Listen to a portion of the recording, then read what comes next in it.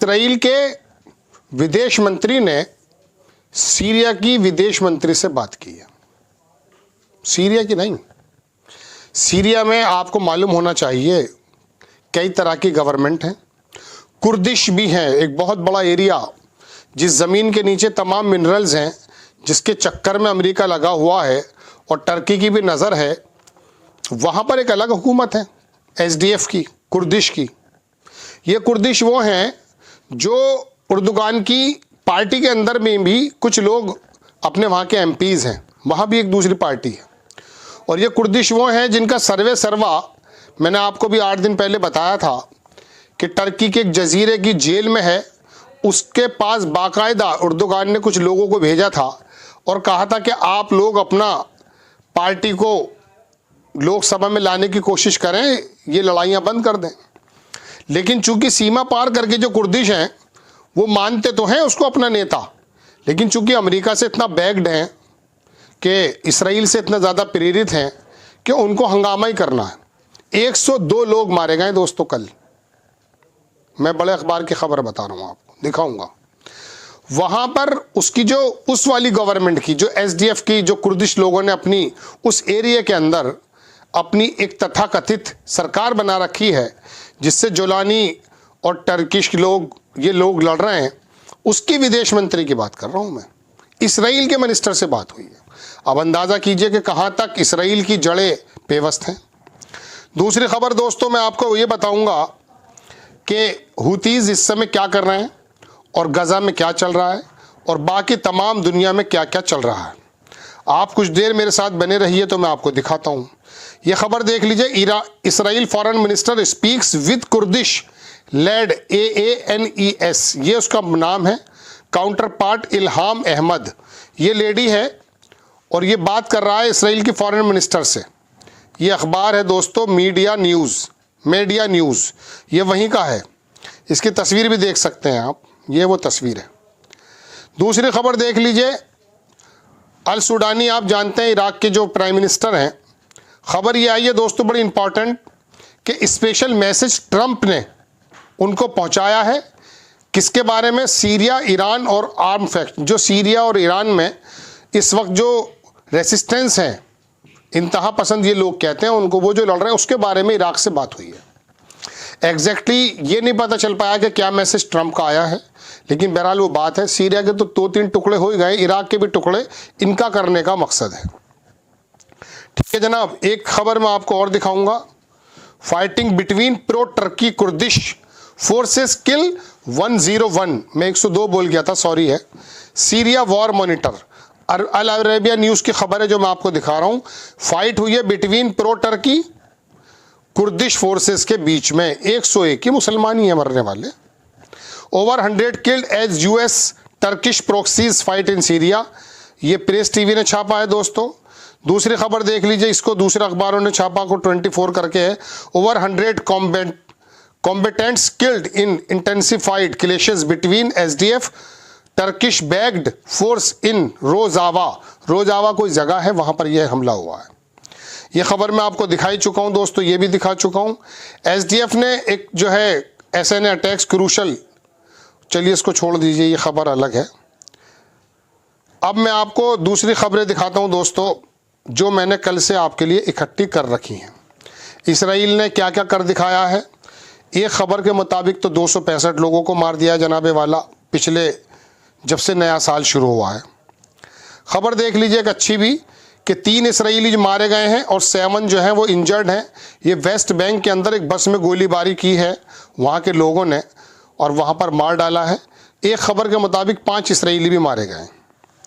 Israel का channel 13 जो है उसने बताया कि ईरान जो है मेजर एक्सरसाइज कर रहा है और वो ये पॉसिबल है कि मेजर अनप्रेसिडेंटेड अटैक हो जाए इसराइल पर।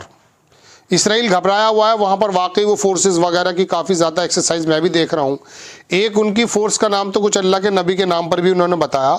आगे चैनल 13 कहता है कि we need to double our, हम जो है ज़्यादा तैयारी करने चाहिए चूँकि we have problems with missiles defence, हमारे साथ जो है मिसाइल डिफेंस की जो प्रॉब्लम है, जो हुतीज़ मारते हैं वो रोक नहीं पाता, इनका थर्ड भी आ चुका है।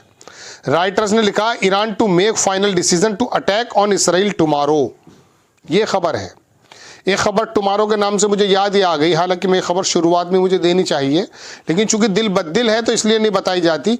दोहा में शायद कोई सीज फायर की बात है, 34 लोगों की उसने एक लिस्ट भी दे दी इसराइल ने, जिससे हमास ने कहा ठीक है हम इनको छोड़ देंगे। और इसराइल का कहना यह है कि हमास ने अभी तक हमें कोई लिस्ट नहीं दी है, ये खबर है। और वहाँ पर जो मोसाद के लोग हैं वो दोहा के अंदर बातचीत में इन्वॉल्व हैं। ये head of the Israeli Mossad का है, ये कतर में, यानी कि कल tomorrow heading to Qatar tomorrow while it will be a decisive day regarding hostages talk. Decisive days बताया जा रहा है इसको, बड़ा क्रूशल हो सकता है कोई रिजल्ट निकल करके आ जाए। अब बहुत अच्छी खबर मैं आपको दिखाता हूं दोस्तों, ये देखिए।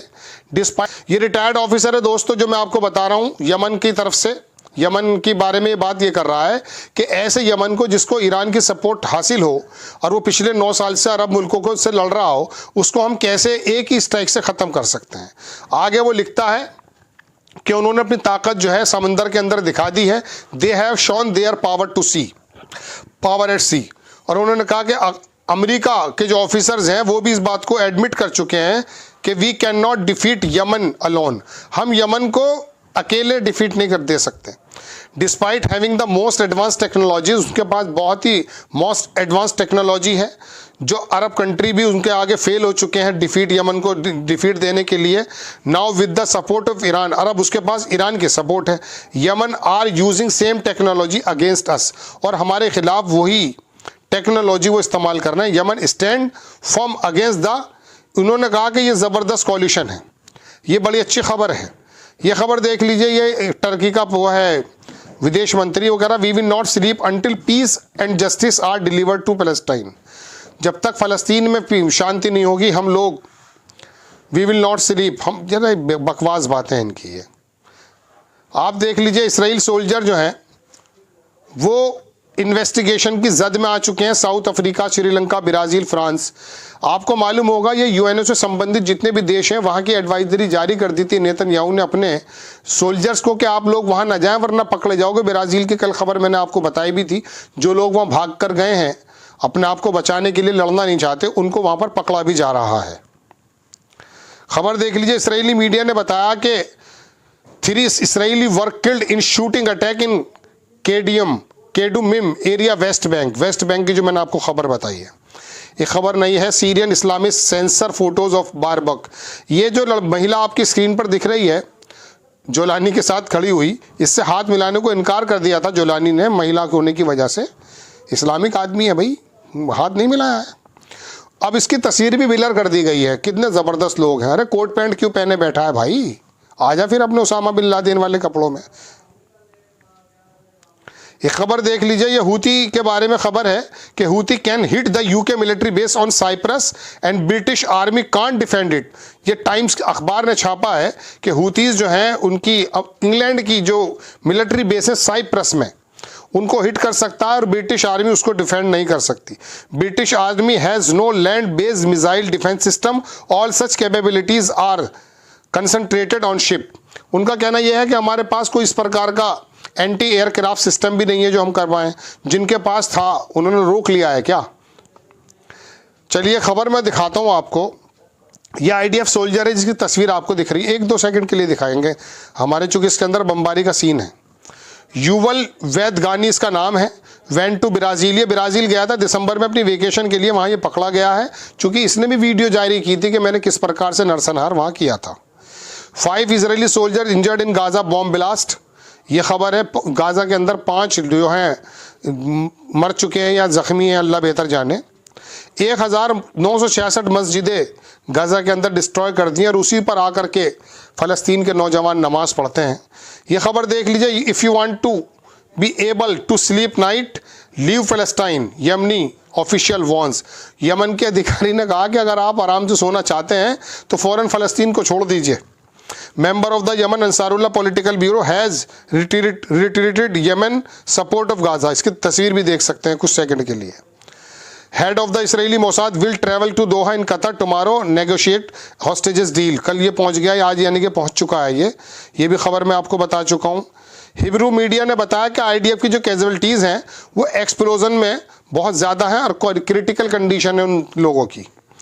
ये 4 खबरें दोस्तों मैंने आपको दिखाई हैं। एक दो खबरें और दिखा देता हूँ। नेगोशिएशन जो सीज फायर पर चल रहा है गाजा स्ट्रिप पर, और रिलीज की बात चली हॉस्टेजेस की कतर में, इसका कहना यह है कि 24 घंटे के अंदर रिज्यूम हो सकती हैं। ऑफिशियल इसराइली, ये नेतन्याहू का जो ऑफिस है वहाँ से खबर आई थी, कल मैंने आपके लिए रखी थी लेकर के।